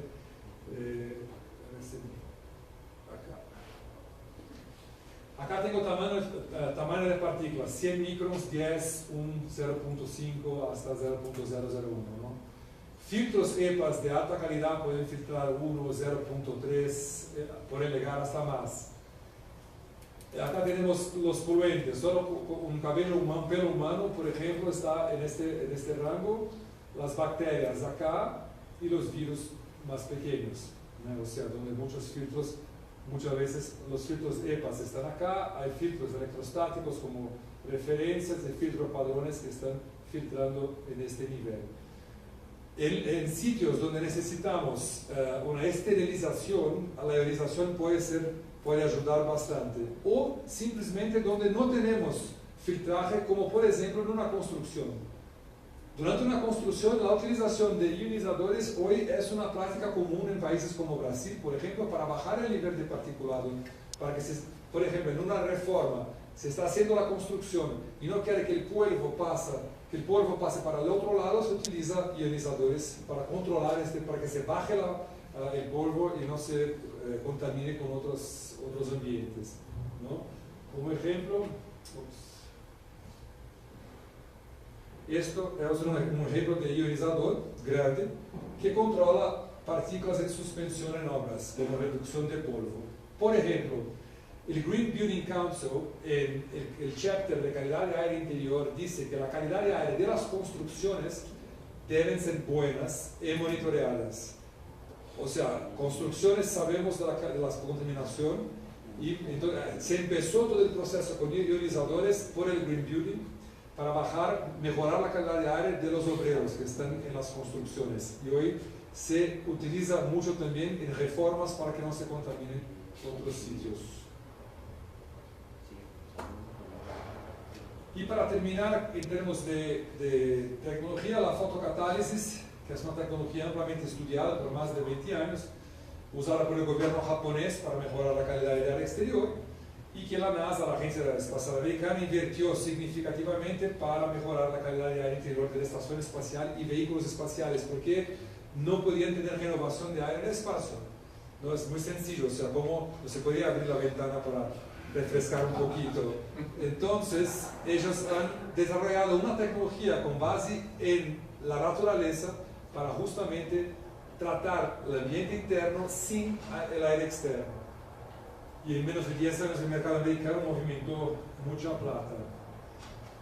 La fotocatálisis ya es aceptada y recomendada por algunos DL y ASHRAE, como este, por ejemplo, que dice que es una tecnología prometedora para el tratamiento del ambiente en lugares cerrados y que ha sido comprobada en la mejora de la calidad de aire en ambientes cerrados y tiene el potencial extra de limitar la introducción de aire no condicionado al espacio construido, propiciando ahorro de energía en cuanto a los diseños típicos. Esto justamente fue lo que la NASA hizo y se lleva al mercado como una posibilidad, además de los beneficios microbiológicos y gases que lo voy a mostrar. ¿Cómo funciona la fotocatálisis? Son células que tienen una luz de intensidad de ultravioleta, pero que es diferente de la luz ultravioleta de serpentina, y una colmena ¿se dice en español? Colmena de metales. ¿Cómo? Una celda. Una celda, sí, pero en forma de colmena, justamente para la luz ultravioleta, para activar esos metales que están impregnados en esta colmena, para generar oxidantes naturales que van a tratar el aire de manera activa. Estas células están inseridas en el ducto, y el aire no es una tecnología pasiva, es una tecnología considerada activa. El aire va a transportar estos oxidantes que van a ser producidos por estas células, justamente oxidantes naturales baseados en oxígeno e hidrógeno, principalmente peróxido de hidrógeno en forma gas, y va a llevar a los ambientes. El aire es solo un transportador, transporta estos oxidantes para el aire, donde ellos encuentran contaminación, sea microbiológica o química, existe la posibilidad de descontaminación, ¿no? Como comenté, es una tecnología activa, va hasta el problema, no es como un filtro que es pasivo, que está esperando la polución legal hasta él, ¿no? Entonces, es una tecnología que puede trabajar en conjunto con los filtros o puede, con el sistema de filtraje, o puede en algunos sitios donde no hay sistema de filtraje trabajar solo. Así un microorganismo, y el plasma de peróxido de hidrógeno va a inactivar el microorganismo. Acá una instalación en un ducto de aire acondicionado, mostrando una célula dentro del conducto, produciendo el aire que va a salir por los difusores y tratar el aire de manera activa. Okay. Algunos estudios de validación, o sea, el peróxido en laboratorio puede bajar hasta 100%, muy cerca de 100% microorganismos de diferentes culturas como gram negativas, gram positivas, bacilos, esporulados y todo eso. En Brasil se hizo un test en ambientes dinámicos con personas que entran y salen, o sea, reducción de 85% de estos ambientes. Y acá el caso de un laboratorio brasileño que utilizó esa tecnología y estaba perdiendo 10% de los cobayos por infecciones aéreas, y después de la instalación de fotocatálisis, no se ha perdido ninguna cobaya.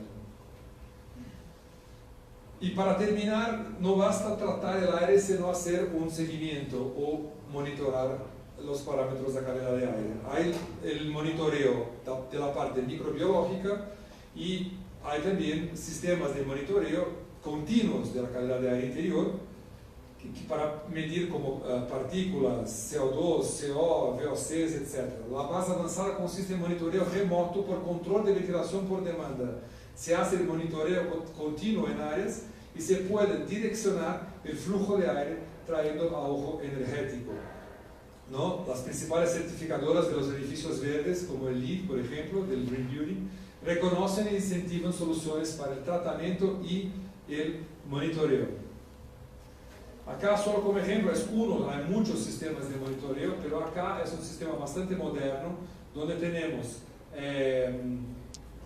tomadas de aire, o sea, se prenden muestras de aire que por cables de titanio llegan a una sola caja de sensores, o sea, hay un router que identifica de dónde viene la muestra, y con una caja de sensores se puede monitorear hasta 100 puntos de un edificio.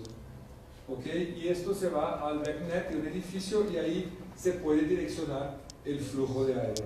¿Okay? Entonces es un sistema bastante, como ejemplo, bastante avanzado, pero el monitoreo es importante, pues cada vez más se presentan al mercado soluciones para la calidad de aire, pero las promesas son muchas. Es muy importante que se verifique, se hace el monitoreo tanto de la parte microbiológica cuanto de los gases.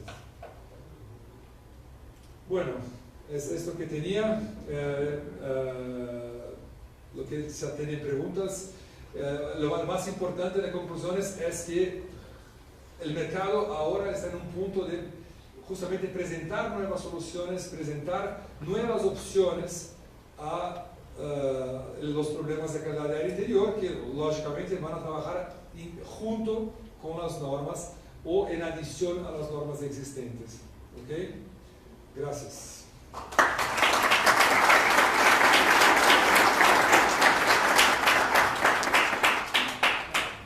Bueno, Enrique, muchas gracias. De verdad que todos los días aprendemos un poco de que haya tantas alternativas, ¿no? de poder tratar el aire interior. Bueno, tenemos un tiempo ahora para preguntas, para panelistas, para ustedes. Vamos a aprovechar, vamos a combinar esto un poquito. Primero vamos a invitarlos a ustedes a que nos hagan preguntas a los expertos.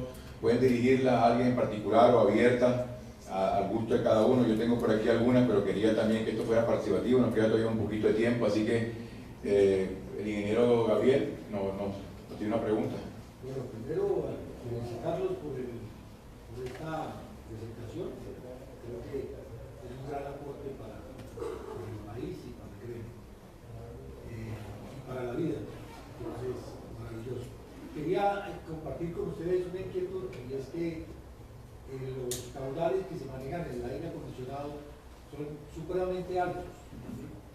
Por una tonelada, el caudal estándar son del orden de 400 pies cúbicos por minuto, que en términos prácticos son 11-12 metros cúbicos por minuto, y eso en términos de una hora son 700 metros cúbicos. ¿Por qué ese caudal es tan alto? Pues en razón de que el aire es un pésimo conductor del calor y ese trabajo energético exige que ese caudal tenga ese nivel. Pero ya en términos de calidad del aire interior, ¿qué caudales se deben manejar? No tienen por qué ser de ese orden, ¿sí? O habría que justificar por qué limitarnos o por qué condicionarnos a esa condición del sistema de aire acondicionado como tal. Esa es mi primera inquietud, básicamente.